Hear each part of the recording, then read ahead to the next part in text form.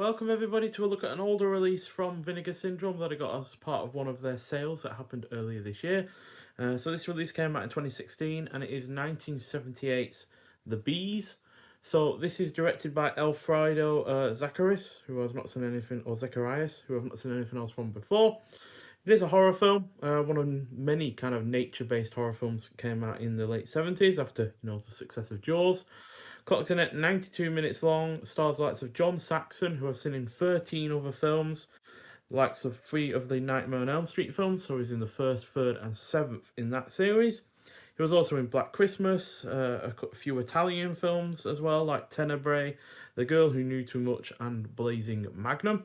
Also stars Angel Tompkins, who was in Prime Cut, which is actually a really rather solid early 70s action film with lots of, I think it's Lee Marvin, as well as Murphy's Law alongside Charles Bronson. And finally, got the likes of John Carradine, who I've seen in 32 other films, played a pivotal role in the likes of the excellent Johnny Guitar, as well as the 1939 version of The Hound of the Baskervilles, as well as playing Dracula in House of Dracula and House of Frankenstein. So, corporate smuggling of South American killer bees into the United States results in huge swarms terrorizing the Northern Hemisphere. A small team of scientists work desperately to destroy the threat, but the bees soon mutate into a super intelligent species that threatens the world. So, this was released in the same year as The Swarm, which is another natural horror film dealing with bees that we've already looked at via one of the Warner Brothers Archive Collection Blu-rays. And apparently, Warner Brothers themselves paid New World Pictures a large amount of money for this film's release to be delayed until after that of their film. But they needn't have worried because not only did The Swarm massively underperform critically and commercially, I think it cost about between 11.5 or $21 million, made only about 7.7 in America. Not only did that massively underperform regardless of this film, but they needn't have worried because this is hardly any good either. That said, I did enjoy my time with this ever so slightly more than I did when I initially saw it about 4 years ago, as the unintentionally funny moments were more noticeable and enjoyable, while I didn't find its flaws as intolerable. The cast is also decent, it is generally well paced, has some worthy themes about manipulating the environment for profit and not damaging nature in the process, and it is somewhat engaging. Unfortunately, the lack of a sizable budget is evident, especially when it comes to the effects and overall lack of spectacle. I wouldn't say the effects are drastically worse than The Swarm. That's one thing that that film never got right, regardless of budget. But the lack of spectacle is also evident, as in The Swarm, you do have at least have a really rather solid train crash in that, which is kind of ludicrous in terms of how it happens, but it is still at least a solid train crash. Although not my favourite from the 70s, I would say the Cassandra Crossing train crash in that is yeah, one of the most brutal and kind of chaotically edited train crashes of that period. So, but yeah, it's still a decent enough bit of spectacle in that film, whereas this doesn't really have any of that.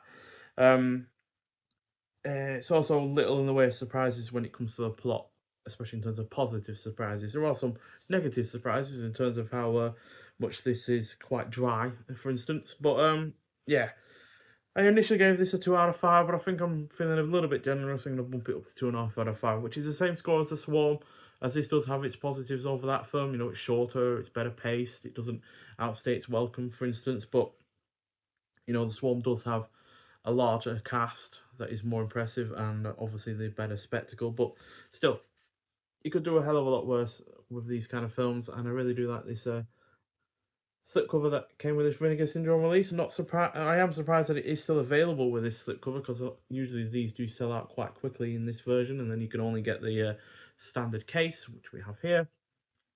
So yeah, and I'm surprised how cheap it was as well. I think it was only about £7, which isn't much at all.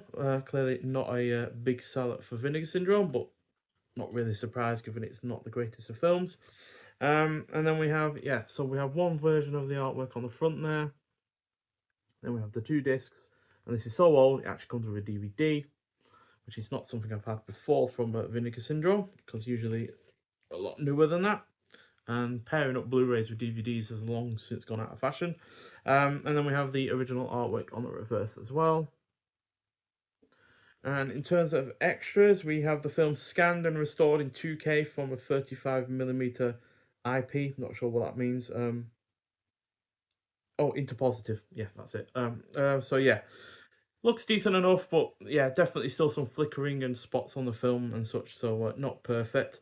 And then we have a video interview with the director himself, as well as original theatrical trailer, this reversible sleeve artwork that I've shown you already, as well, and English subtitles for the deaf and hard of hearing as well. So yeah, not a huge deal in extras for the film itself, but you know, it's decent enough in terms of the physical aspects and the extras on the disc, but the film itself is not great. So yeah, go into this with a great deal of a you know, kind of a caveat that if you if you're well versed in, you know, low budget 1950s sci-fi films that don't have much going on and such, but still somehow manage to be enjoyable, then you will probably get something out of this. But I would say, yeah, probably watch this first out of the two films from '78 that dealt with this kind of subject, and then go on to The Swarm, just because I feel like the spectacle in The Swarm does aid that film quite a lot, especially when it comes to how long it actually is.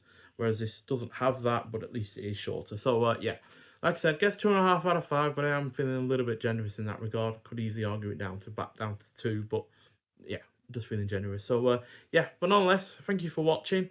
If you have seen the bees before, I'd like to hear your thoughts on it, and I'll see you in the next one. Bye.